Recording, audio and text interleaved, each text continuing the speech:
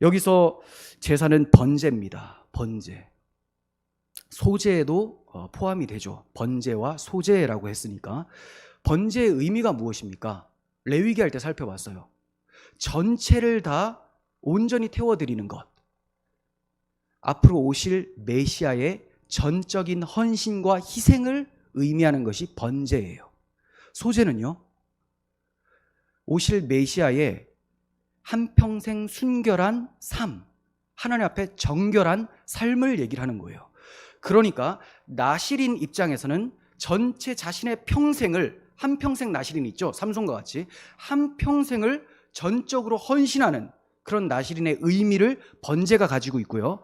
또 나실인이 한평생 성별의 삶을 살아가죠. 소제의 삶을 나타내는 것이 나실인의 모습이에요. 그래서 번제와 소제를 드렸다라는 것은 삼손이 그렇게 살아가게 될 것을 말하고 있는 거죠.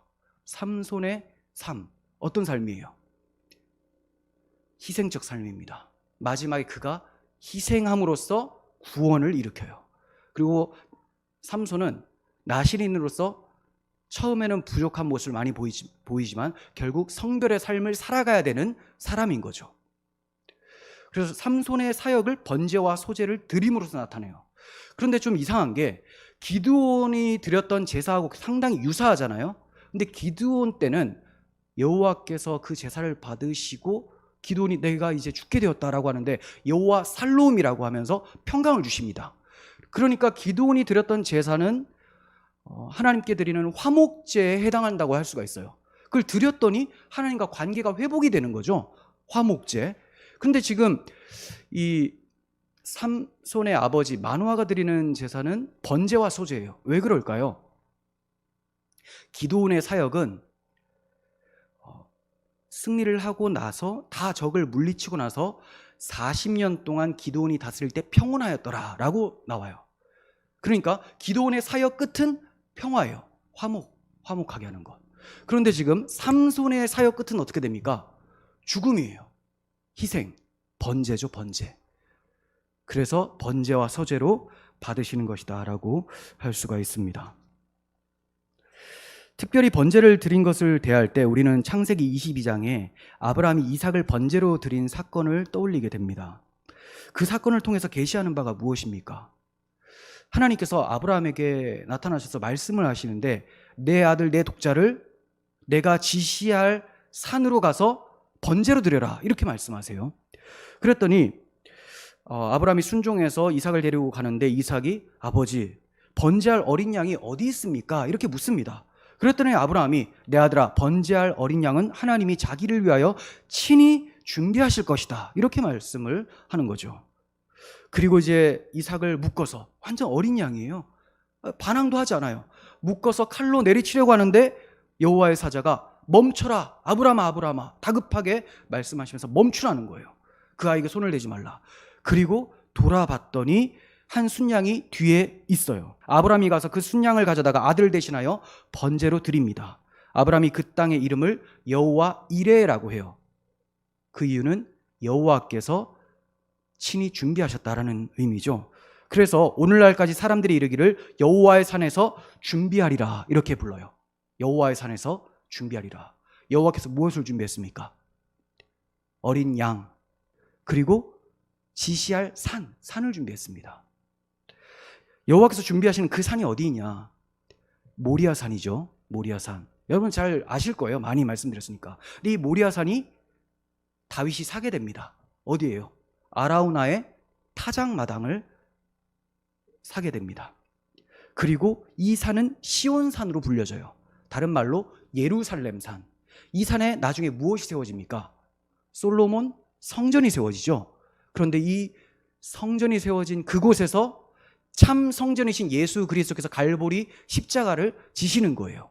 그러니까 무엇을 준비한다는 거예요? 하나님께서 갈보리 십자가를 준비하시고 그 제물로 번제할 양으로 자기 아들을 잡으신다라는 것을 드러내 보이고 계셨던 것이죠. 시편 2편 6절 봅니다. 내가 나의 왕을 내 거룩한 산 시온에 세웠다 하시리로다. 시편 14편 7절에서 이스라엘의 구원이 시온에서 나오기를 원하도다. 그러니까 왕을 시온산에 세웠는데 그 왕이 계신 시온산에서 구원이 나와요. 히브리서 10장 5절. 그러므로 주께서 세상에 임하실 때 이르시되 하나님이 제사와 예물을 원하지 아니하시고 오직 나를 위하여 한 몸을 예비하셨도다. 시온산에 왕을 세워주셨는데 그 왕으로부터 구원이 발생이 되는데 제사와 예물로 발생이 되는 것이 아니라 한 몸을 예비하셨다라는 거예요. 그 몸이 뭐냐? 그 세워놓은 왕을 예물로, 제물로 삼아주신 그 몸이라는 거죠. 예수 그리스도의 몸이라는 거예요. 히브리서 10장 10절. 이 뜻을 따라 예수 그리스도의 몸을 단번에 들이심으로 말미암아 우리가 거룩함을 얻었노라. 그래서 구원함을 얻게 된 것이죠. 여러분, 여호와의 사자가 제단 불꽃에 휩싸여서 올라가 버렸습니다. 이게 무엇을 의미합니까? 먼저는 마노아의 제사가 받아들여졌다. 그리고 삼손의 사명이 번제와 소제의 삶, 희생과 성별의 삶이다 라고 말씀을 드렸어요. 그런데 정작 삼손이 태워진 것이 아닙니다. 누가 태워져 버린 거예요? 여호와의 사자가 불길 가운데 휩싸여서 올라가 버렸어요. 그 복음을 주신 그분이, 그 기쁜 소식을 주신 그분이 친히 제물이 되어서 하나님께 나아갔더니 하나님께서 그것을 받으시고 구원을 일으키신다라는 겁니다. 진정한 번제는 오실 메시아께서 자신을 들이심으로 성취하시는 거예요. 레위기 9장 24절에서 번제를 드립니다. 제사장들이 번제를 드리는데 봅니다. 불이 여호와 앞에서 나와 제단 위에 번제물과 기름을 사른지라 온 백성이 이를 보고 소리 지르며 엎드렸더라. 누가복음 12장 49절 보시면 내가 불을 땅에 던지러 왔노니, 자, 이 불이에요. 제단의 불, 소멸하는 불, 심판하는 불이잖아요. 불을 예수님이 땅에 던지러 오셨대요. 심판하러.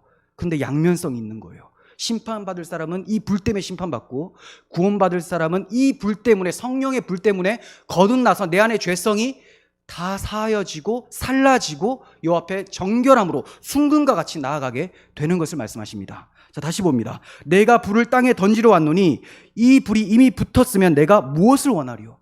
이 불이 정말로 던져졌다면, 제단의 그 불이었다면 내가 무엇을 더 하겠느냐? 하지만 이제 내가 그 불을 던진다라는 거예요. 나는 받을 세례가 있으니 그것이 이루어지기까지 나의 답답함이 어떠하겠느냐? 나의 받을 세례가 무엇입니까? 예수님이 불살라진다라는 것. 예수님이 불살라져서 그 예수 그리스도를 믿는 자들의 그 죄악을 다 태워버리신다는 거예요. 믿지 않는 자들의 죄는 그들이 다 감당하시도록 심판하시겠다라는 것을 말씀하는 것입니다. 그래서 나의 받을 세례는 바로 십자가에서 받을 대속 죽음이라는 것이죠. 히브리서 9장 12절. 염소와 송아지의 피로 하지 아니하고 오직 자기의 피로 영원한 속죄를 이루사 단번에 성소에 들어가셨느니라. 염소와 황소의 피와 및 암송아지의 죄를 부정한 자에게 뿌려 그 육체를 정결하게 하여 거룩하게 하거든 하물며 영원하신 성령으로 말미암아 흠없는 자기를 하나님께 드린 그리스도의 피가 어찌 너희 양심을 죽은 행실에서 깨끗하게 하고 살아계신 하나님을 섬기게 하지 못하겠느냐? 네, 우리가 이제 하나님을 섬길 수 있게 된 힘이 어디 있느냐? 바로 예수님께서 불살라지심 때문이에요. 십자가를 지심 때문에 우리가 거룩하게 하나님을 섬길 수가 있게 된 것입니다. 여러분, 하나님을 잘 섬기려면 그리스도의 피의 의미를 내 마음에 깊이 새기시고 그 복음 때문에 충만하시면 자동적으로 하나님을 열심으로 섬기게 됩니다. 마노아의 제사는 바로 삼손의 사역, 그리고 그 삼손이 예표할 예수 그리스도의 사역을 나타내고 있었던 거예요. 삼손의 탄생은 그리스도의 탄생과 자기 백성들에게 배척받는 일생과 대속의 죽음을 가장 잘 보여주고 있습니다. 삼손도 주권적으로, 기적적으로, 기묘하게 출생을 하게 됩니다. 그리고 유다 사람들에게 잡혀서 배척을 당하게 됩니다. 그리고 자신의 희생을 통해서 구원을 일으키게 되는 거예요. 예수님도 마찬가지예요.